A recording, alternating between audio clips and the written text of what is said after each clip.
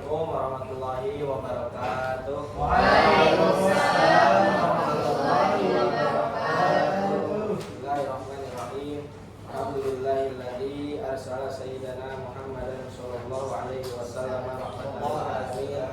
Fadlan ulama bi iqamatil mujaddidin wa akramal awliya bi umuril karamatil khawariqil lati hiya min mujizati sayyidil mursalin wa qasaman sya'a min asba'i millati bi rudi ila darajatil arifin. Wassalatu wassalamu ala sayyidil mursalin sayyidina Muhammadin sallallahu alaihi wasallam wa ala alihi wa ashabihi salikin ala manhajil qawim, amma ba'du. Yang terhormat dosen pengampu mata kuliah usul fikih sekalian, teman-teman semuanya yang saya banggakan. Dalam kesempatan ini saya perwakilan dari kelompok 4 akan menjelaskan satu materi tentang istihsan dan istihsan. Juga perkenalkan, nama saya Putra Pratama dan rekan saya akan memaparkan sedikit materi.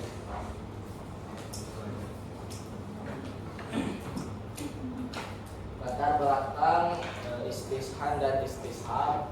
Hukum Islam memiliki berbagai metode dalam menetapkan hukum yang tidak secara langsung disebutkan dalam Al-Quran maupun Al-Hadis. Dalam studi hukum Islam atau fikih terdapat berbagai metode yang digunakan oleh para ulama untuk menetapkan suatu hukum. Dua metode penting yang sering menjadi bahan kajian adalah istihsan dan istishab. Selanjutnya pengertian istishab dan istihsan dan istishab akan dipaparkan oleh rekan saya.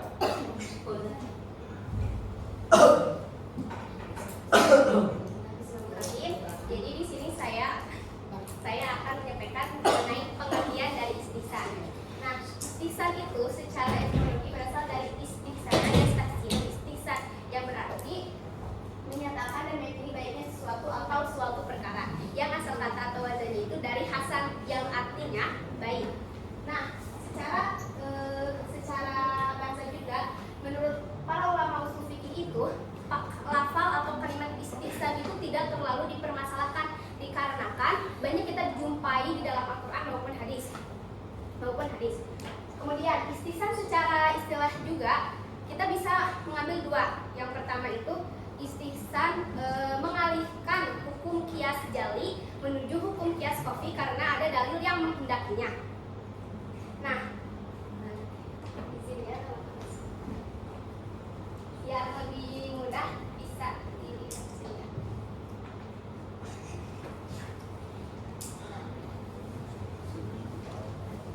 Kelihatan kan di sini? Kelihatan dong. Oke, jadi kan tadi yang pertama itu adalah mengalihkan hukum qiyas jali kepada hukum qiyas khafi. Nah, qiyas sebelumnya kita juga harus tahu dulu apa sih qiyas jali itu. Jadi qiyas jali itu adalah ilat yang jelas yang berada di dalam nas. Contohnya seperti yang telah dijelaskan oleh Devita waktu kemarin itu tentang wabil walidaini sana, bahwa larangan kita untuk memukul atau berkataah kepada orang tua. Nah, kemudian qiyas khafi itu sendiri merupakan ilat yang diambil dari hukum asal. Hukum asalnya itu apa? Qiyas jali. Nah, kita bisa lihat contohnya dari sini ya.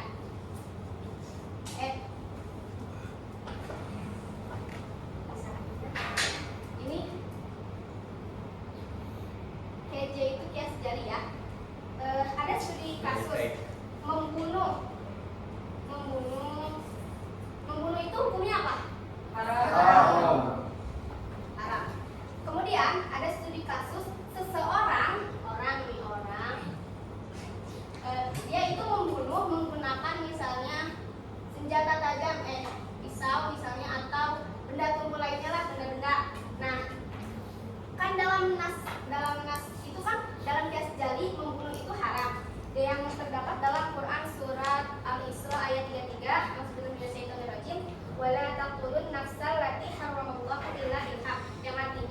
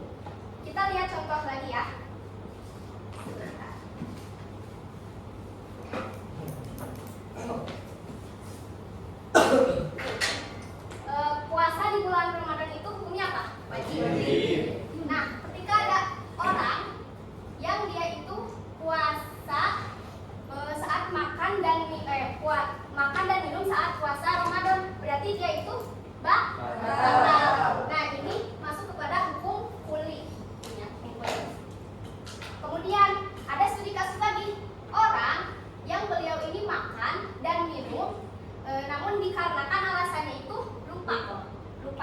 Nah, maka ini puasanya menjadi tidak batal dikarenakan ada nas atau ada hadis yang membolehkannya. Maka secara hukum ini dinamakan dengan hukum juz'i. Nah, maka dari itu ketika orang yang berpuasa kemudian dia lupa berpuasa Ramadan gitu ya, kemudian dia makan dan minum namun lupa. Nah, maka secara hukumnya dia boleh melanjutkan puasanya karena puasanya itu masih sah. Nah, itu pengertian dari istihsan. Kemudian pengertian dari istihsan akan dijelaskan oleh rekan saya.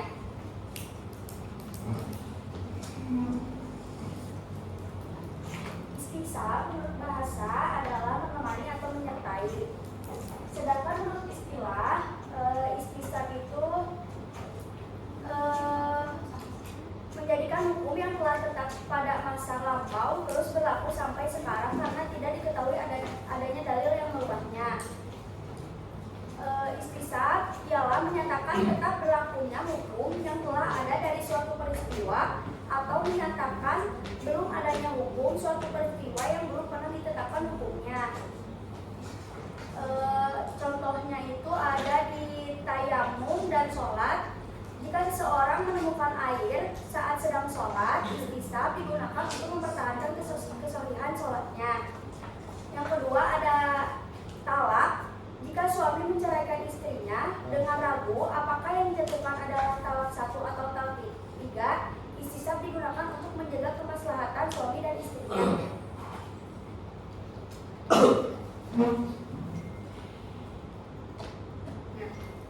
Kemudian selanjutnya ada macam-macam istihsan dan istihsan. Nah, di sini saya akan menjelaskan dari macam-macam istihsannya ya. Menurut ulama Hanafiyah, macam-macam istihsan itu terbagi ada 6. Istihsan bin nas, istihsan bil ijma, istihsan bil qiyas qafi, istihsan bil maslahat, istihsan bil urf, dan istihsan bil darurah. Biar ini Bapak ya kesini lagi. Biar sama contohnya. Nah, yang pertama, saya akan menjelaskan dulu mengenai istihsan bin nas, yakni istihsan yang berdasarkan ayat atau nas atau hadis. Nah, ini itu sebenarnya bisa dilihat contohnya dari yang tadi saya jelaskan mengenai pengertian istihsan yang makan dan minum ketika bulan puasa. Jadi kita langsung saja kepada contoh macam-macam istihsan ijma, yang istihsan berdasarkan kepada ijma. Seperti yang telah dijelaskan oleh kelompok kemarin, yang di kelompok 3 mengenai ijma, bahwa ijma itu adalah kesepakatan para ulama. Nah, istihsan bil ijma ini kita bisa ambil contohnya kayak ini ya. Jadi istihsan ini kita banyakin contoh karena dengan contoh itu biar kita lebih paham gitu. Nah, istihsan bil ijma. Contohnya itu dalam hal pemandian umum. Tahu kan pemandian umum? Kayak misalnya ketika kita lagi liburan terus ke kamar mandi gitu ya, jadi pemandian umum. Ya, liburan. Maksudnya teh renang Nah, aku mengkulinya atau kaidah umumnya itu pemandian umum itu boleh atau bisa harus jelas juga gitu. Berapa lama sih orang itu mandi atau berapa banyak air yang dia gunakan. Misalnya nih, orang dia teh berapa lama mandi, LMT lama mandi ya. Siap. Sampai air yang dipakai. Siap. Jadi ini secara hukum apa tadi, hukum kulit. Ini secara hukum kulitnya ya, secara kaidah umumnya. Nah, secara logika kita, kalau misalnya lama mandi, kalau misalnya secara lama mandi kan masih masuk akal gitu ya, masih kita bisa perkirakan oh ini lama mandinya misalnya 5 jam atau 3 jam. Contoh 5 jam atau 3 jam atau 1 jam. Nah, tapi secara logika masuk akal nggak sih kalau misalnya kita hitungnya dengan berapa gayung yang kamu pakai. Gak mungkin kan kita nanya ke seorang itu tadi berapa gayung yang dipakai, atau misalnya kita ukur airnya itu masih belum dipakai, terus berapa liter gitu ya, asal mustahil gitu ya, asal susah. Nah maka kita sandarkan kepada hukum juz'i atau kaidah lain, yakni boleh untuk kita tuh tidak, walaupun si takarannya tuh tidak ada kejelasan gitu.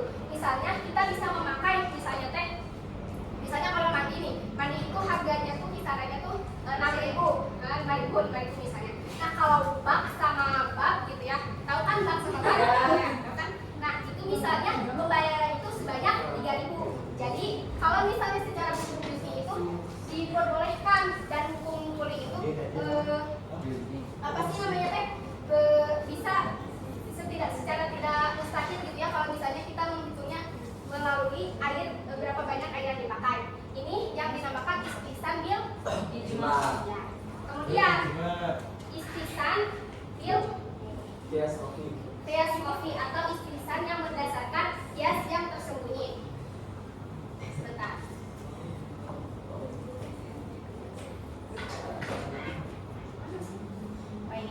Nah, istisan bil khafi ini, bil qiyas khafi, kita bisa lihat ini dalam misalnya contoh masalah wakaf. Yang itu masalah wakaf ya.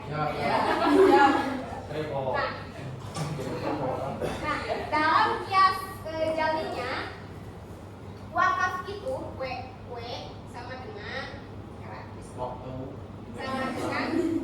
jual, sama dengan jual beli.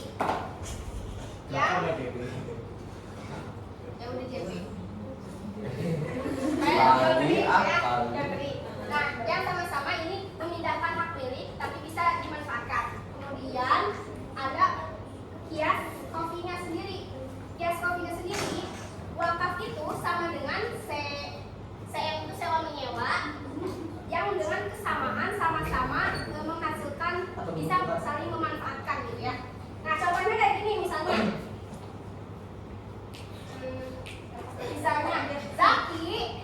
Zaki teh punya lahan, tahu kan lahan? Nah, terus beliau ini mewakafkan lahannya kepada Devita misalnya, kepada Devita. Nah, secara hak milik maka si lahan ini pindah kepada Devita. Nah, maka Devita ini bisa memanfaatkan lahan tersebut, baik Devita ataupun khalayak umum, bisa memanfaatkan lahan tersebut, dan hak miliknya juga menjadi milik Devita. Dan Jaki ini tidak ada hak milik dan beliau tidak bisa memanfaatkan lahan tersebut. Sedangkan kias khafi, kan kias khafi itu wakaf sama dengan sewa menyewa, dan dengan kesamaan sama-sama menguntungkan atau sama-sama saling memanfaatkan. Contoh yang tadi juga Zaki dan Devita. Zaki itu punya lahan. Lahannya ini beliau wakafkan kepada Devita. Maka Devita ini hak milik tanahnya milik Devita, namun Zaki masih bisa memanfaatkan lahannya. Dan Devita juga punya hak milik lahan itu, tapi bisa juga sekaligus memanfaatkan lahan. Nah, contoh lainnya juga bisa misalnya tuh ada gagan misalnya ya. Gagan itu lewat di lahan itu. Nah, di lahan ini teh misalnya ada tumbuhan misalnya singkong atau pohon pisang. Kayak gitu ya.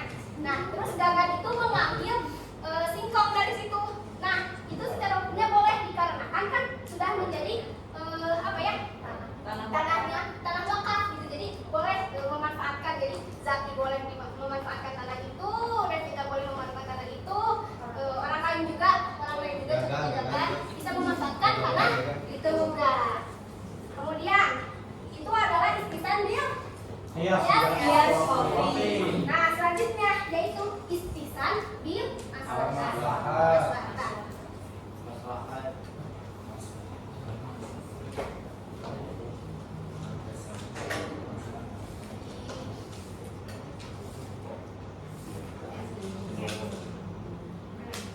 Nah, istisan kemaslahatan itu kita lihat dari kaidah umumnya.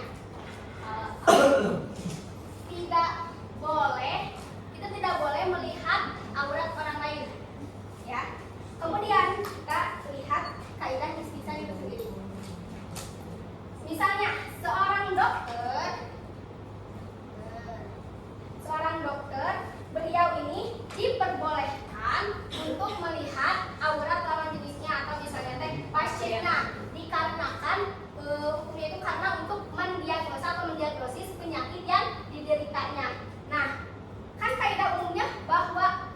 tidak boleh melihat aurat orang lain. Namun dalam kaidah istihsan itu sendiri diperbolehkan untuk seorang dokter, dikarenakan dokter ini, beliau ini untuk memeriksa pasien gitu ya, untuk mendiagnosa penyakit yang diderita pasien tersebut. Maka secara kaidah istihsannya ini diperbolehkan. Mengapa? Karena demi kemaslahatan. Paham tidak? Kemudian selanjutnya istihsan bil urf. Urf itu apa? Nah, ini mudah ya kalau untuk istihsan bil urf itu kita lihat kepada istihsan yang ijma. Yang ijma itu tadi contohnya seperti apa? Pemandian umum. Namun lebih spesifik lagi, kayak gini misalnya istihsan IU ya. Istihsan kan kita bisa lihat contoh dari istihsan ijma yang sebelumnya. Mengapa? Karena misalnya tuh contohnya tuh ada kebiasaan misalnya tuh di Sumatera. Di Sumatera itu ada kebiasaannya di pemandian umum itu untuk mandi bayarnya misalnya 10.000 ya. Dan untuk bak atau bak itu bayarnya 5.000. Maka kita yang orang baru, misalnya kita kan orang Bandung, kita pergi ke Sumatera. Nah, di Sumatera itu kebiasaan umumnya itu kalau misalnya di pemandian umum, kalau mandi itu bayarnya 10. Kalau bak atau bak itu berapa sih? 5.000 ya. 5.000. Maka kita yang secara orang asing gitu ya, datang ke Sumatera, kita itu harus mengikuti adat kebiasaan yang telah ditetapkan oleh pemandian umum yang ada di Sumatera. Pemandian umum yang ada di Sumatera. Nah, inilah yang disebut istihsan bil.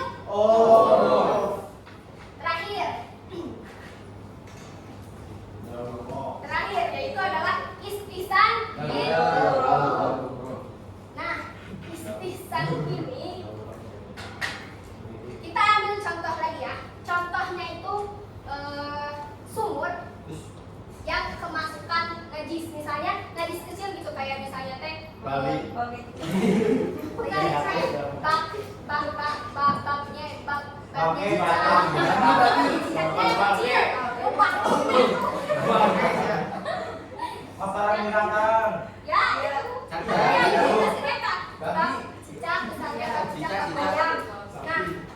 masuk ke sumur. Secara kaidah umumnya itu otomatis kalau misalnya ada najis, si airnya itu kan harus dikeluarkan ya, dikeluarkan atau dikeringkan. Namun secara logika bisa sih emang bisa sih. Gak bisa ya mengeluarkan air dari sumur gitu ya. Nah, dalam kaidah istihsannya tidak harus dibuang gitu si airnya teh, ataupun tidak harus dikeringkan karena adanya darurat. Yang pertama dikarenakan airnya itu banyak. Benar?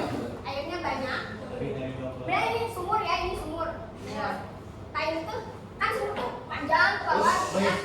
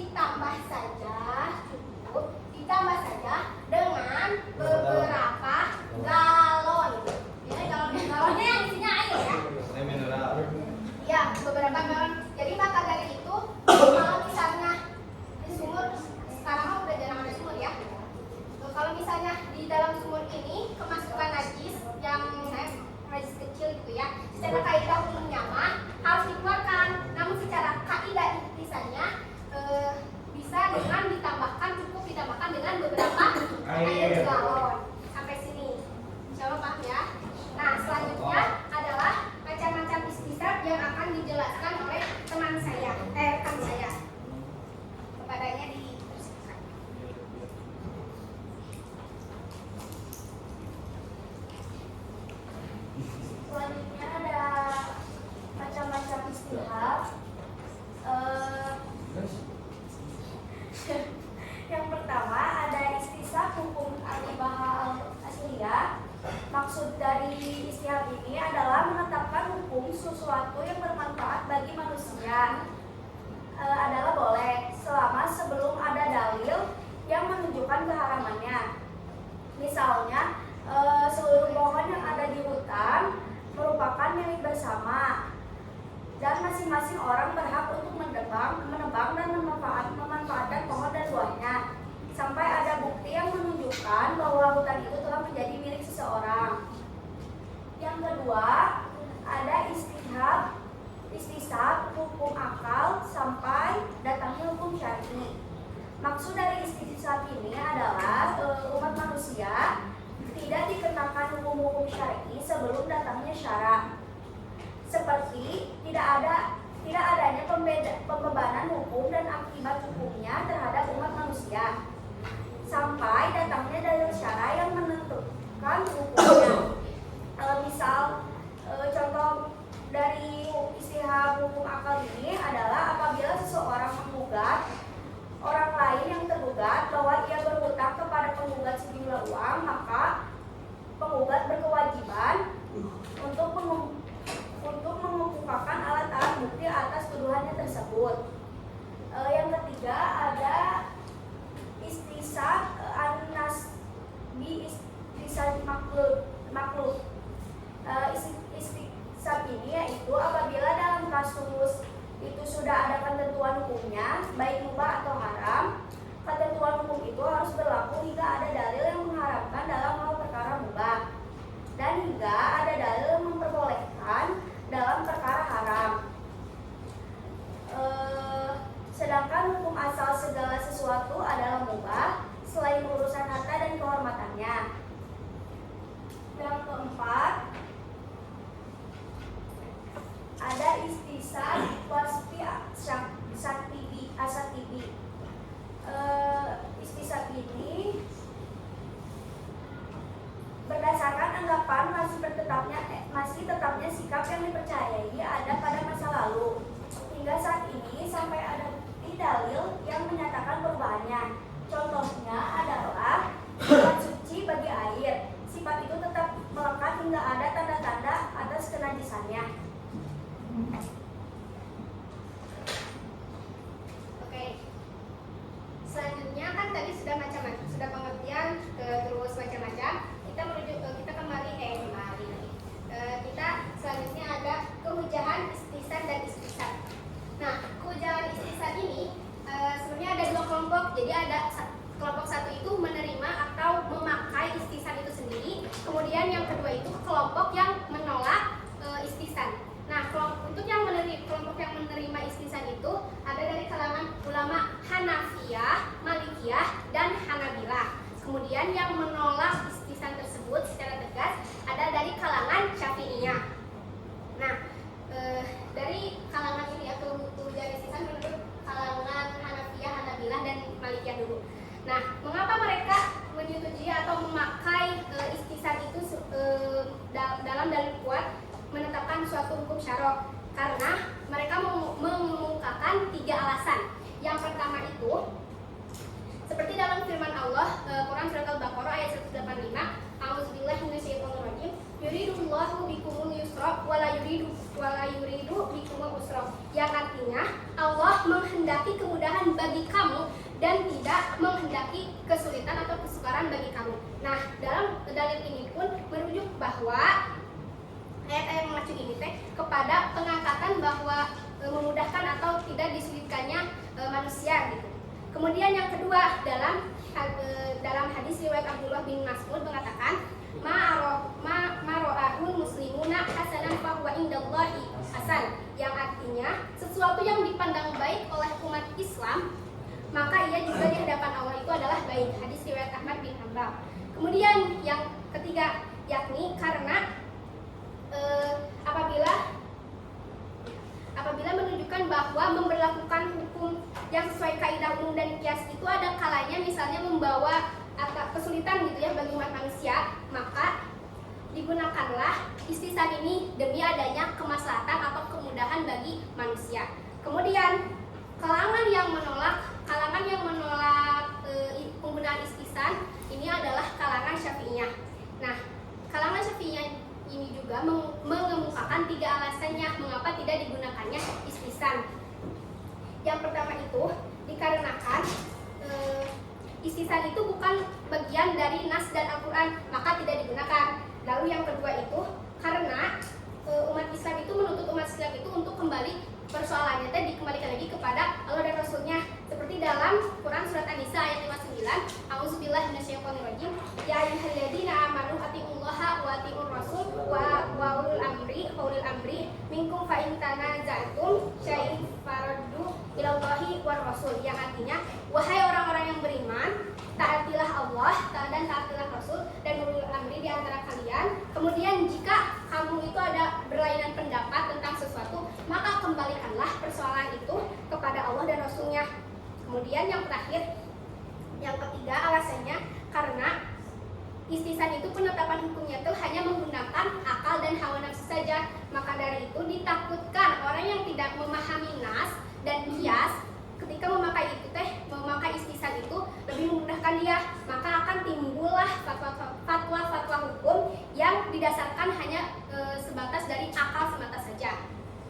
Nah, jadi kehujahan istisan itu ada 2 kelompok. Yang pertama kelompok yang menerima, yang kedua yang menolak. Yang menerima itu dari kalangan Hanafi, Maliki, dan Hanabilah. Yang menolak itu dari kalangan Syafi'iyah.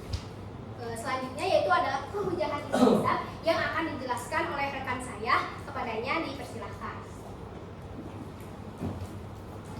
Oke, lanjutkan yang kedua, kehujahan istishab. Kehujahan istishab ini ada beberapa ulama yang berpendapat, yaitu ulama Maliki, ulama Syafi'i, ulama Hanbali, dan Zahiriyah. Berpendapat bahwa istishab bisa menjadi hujjah secara mutlak untuk menetapkan hukum yang sudah ada selama belum ada dalil yang mengubahnya. Jadi jikalau hukum yang sebelumnya belum ada, jikalau ada hukum sebelumnya tetapi belum ada hukum selanjutnya, maka yang dipakai hukum yang sebelumnya.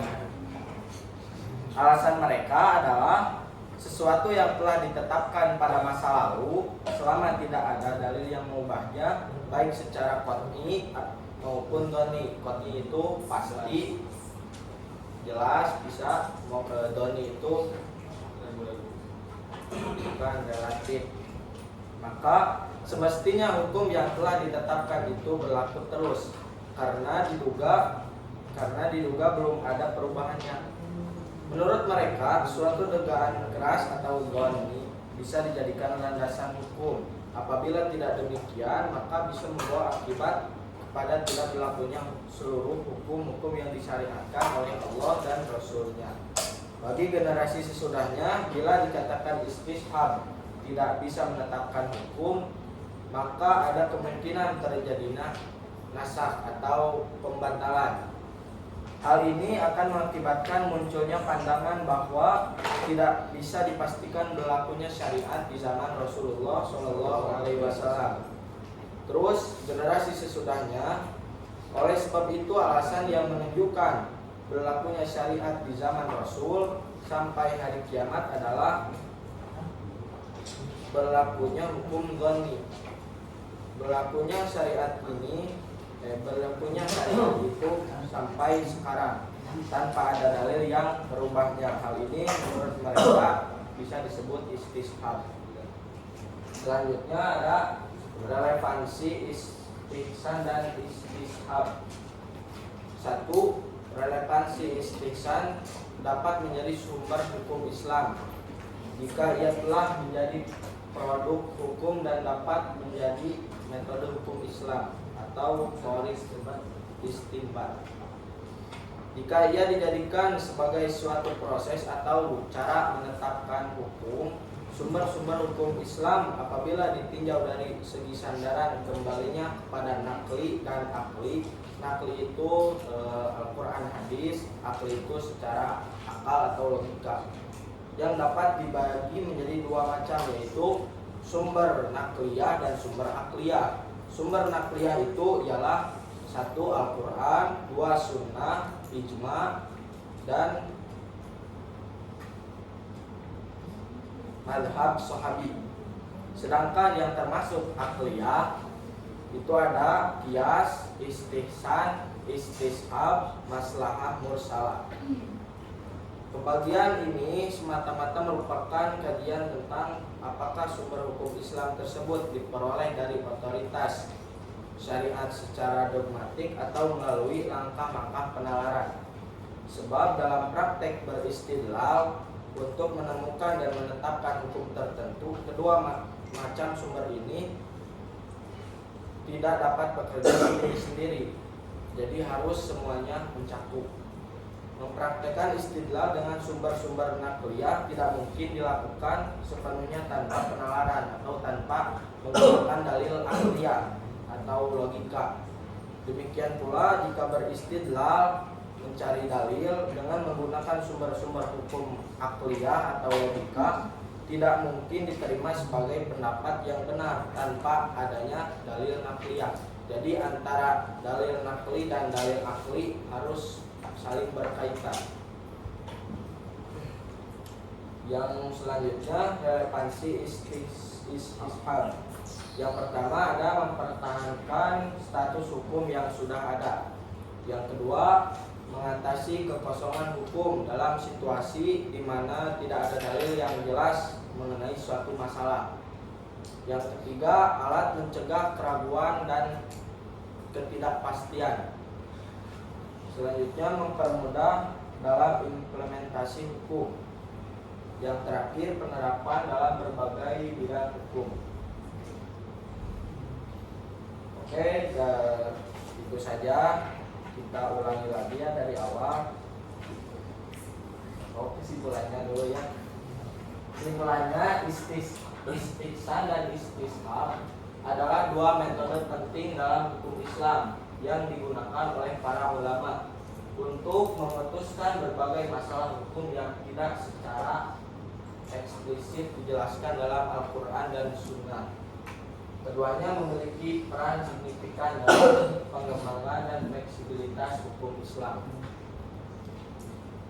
Oke, kita ulangi dari awal, kita review bersama-sama. Pengertian istihsan secara etimologi apa? Menyatakan dan meyakini baiknya sesuatu. Terus istishab menurut istilah apa?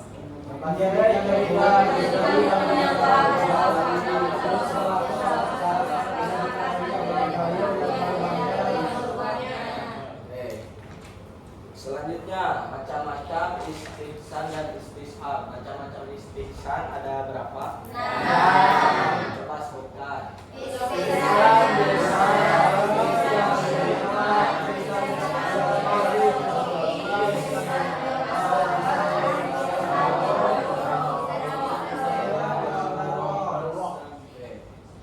Itu paham enggak? Paham.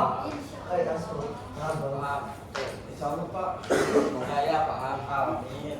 Selanjutnya ada istishab. Istishab ada berapa tadi? Ada 4. Coba sebutkan lagi. Hukum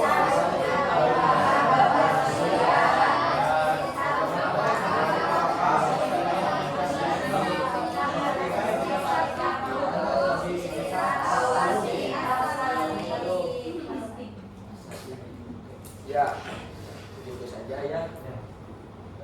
Dari kelompok kami, kelompok 4 yang memanfaatkan materi istihsan dan istishab, kurang lebihnya kita kembalikan kepada dosen pengampu kita bila ada kekurangan.